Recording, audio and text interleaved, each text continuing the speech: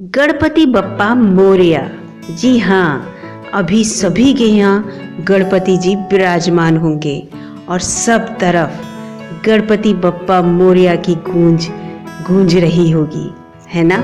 और ये सही भी है। गणपति जी के आशीर्वाद के लिए एक बड़े से पंडाल की ज़रूरत नहीं है, ज़रूरी है श्रद्धा से भरा हुआ हृदय, है ना। क्योंकि आजकल कोरोना काल चल रहा है। कोरोना काल में हम भीड़ से जितना ज़्यादा दूर रहें वो ही हमारे लिए लाभकारी है। तो दोस्तों, अपनी बात को आगे बढ़ाने से पहले स्वागत है सभी का सृष्टि स्टडी पॉइंट में। और जो भी इस चैनल पर नए हैं या पहली बार इस चैनल पर आए हैं तो प्लीज़ चैनल को सब्सक्राइब कर लीजिएगा, क्योंकि सब्सक्रिप्शन में आपको कोई प्रॉब्लम नहीं होती है। इसके साथ साथ वीडियो को अंत तक सुनिएगा, यानी कि मेरे साथ अंत तक बने रहिएगा, क्योंकि इस वीडियो में गणपति बप्पा के बारे में बहुत अच्छी जानकारी मैं आप सभी लोगों के साथ शेयर करूंगी।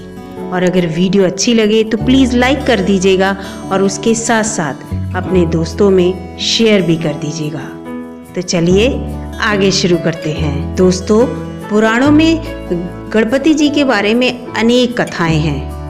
उनके जन्म को लेकर, उनके शीश को काटने को लेकर, उसके बाद गज का शीश उन पर लगाने को लेकर अनेकों कथाएं हैं और हमने उन्हें सुना भी होगा, है ना।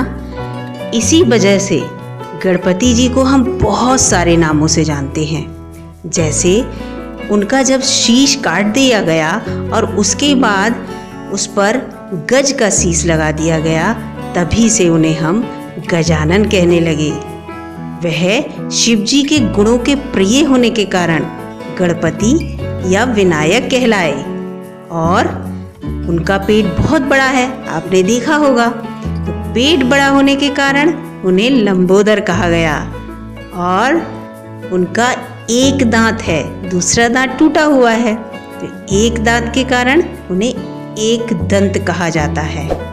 वो हमारे विघ्नों का नाश करते हैं, विघ्नहर्ता हैं, इसीलिए हम उन्हें विघ्नहर्ता या विघ्नेश कहते हैं। हम चाहे उन्हें किसी भी नाम से पुकारें, लेकिन उनके प्रति हमारी आस्था कभी भी कम नहीं हो सकती।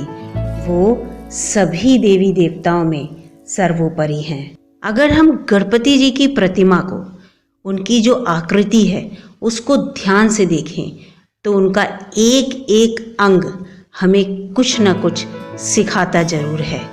जैसे कि उनका बड़ा सिर, उनके बड़े सिर से हम बड़ा सोचने और चीज़ों को व्यापक रूप से देखने की प्रेरणा लेते हैं। इससे प्रत्येक परिस्थिति का अवलोकन करना आसान हो जाता है। इसके साथ साथ आपने उनके माथे पर चंदन का टीका तो देखा ही होगा, और आप लगाते भी होंगे चंदन का टीका। तो चंदन किसका प्रतीक होता है? शांति का, शीतलता का और सौम्यता का। इसका मतलब हम चाहे कितनी भी विषम परिस्थितियों में हो, लेकिन हमें शांत रहना चाहिए, शीतल रहना चाहिए और सौम्य होना चाहिए लोगों के सामने। अगर हम शांत होकर किसी भी विषम परिस्थिति से लड़ेंगे तो हम अवश्य जीतेंगे और आगे बढ़ेंगे। इसके साथ साथ आपने गणपति जी के बड़े बड़े कान तो देखे ही होंगे।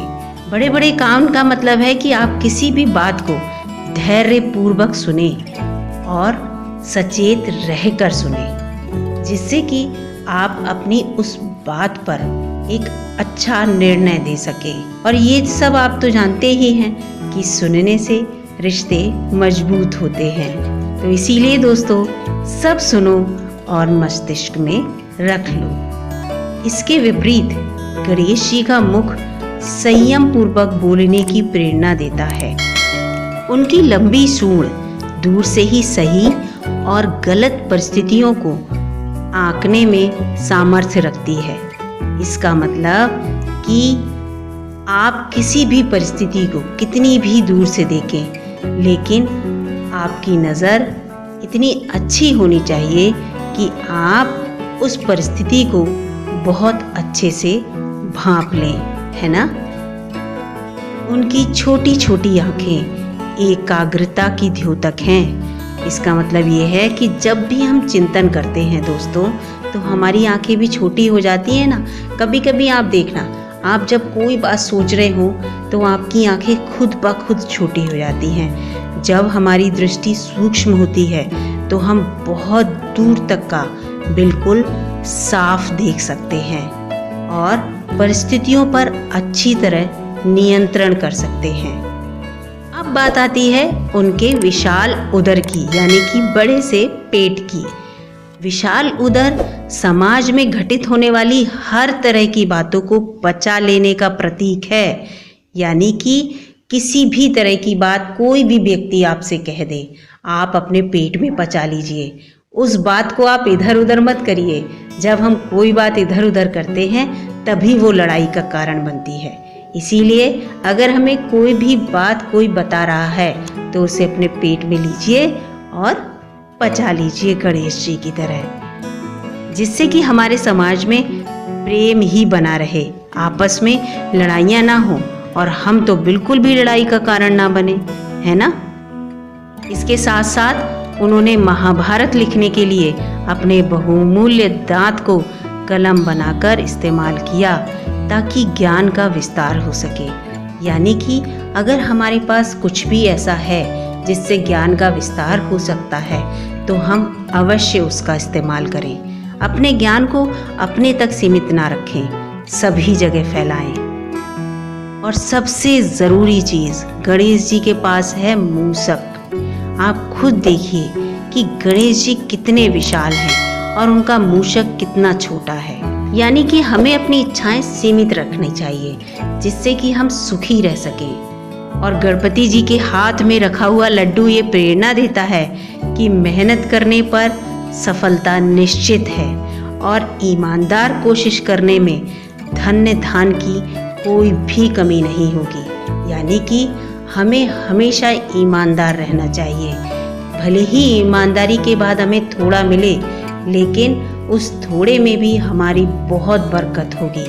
बेईमानी के बारे में हमें कभी नहीं सोचना चाहिए और अगर हम कोशिश करेंगे तो हमें एक लड्डू के रूप में उसका अच्छा फल, मीठा फल अवश्य मिलेगा। तो दोस्तों, गणपति जी को अपने घर में अवश्य विराजमान करिए। तो दोस्तों, अगर आपको मेरी ये वीडियो, मेरी ये विचार अच्छे लगे हैं तो प्लीज़ वीडियो को लाइक कर दीजिएगा और उसके साथ साथ अगर बातें मेरी अच्छी लगी हैं तो चैनल को सब्सक्राइब भी कर लीजिएगा और दूसरे दोस्तों में शेयर भी कर दीजिएगा। चलिए, मिलती हूँ मैं अपनी अगली वीडियो में। तब तक के लिए नमस्कार।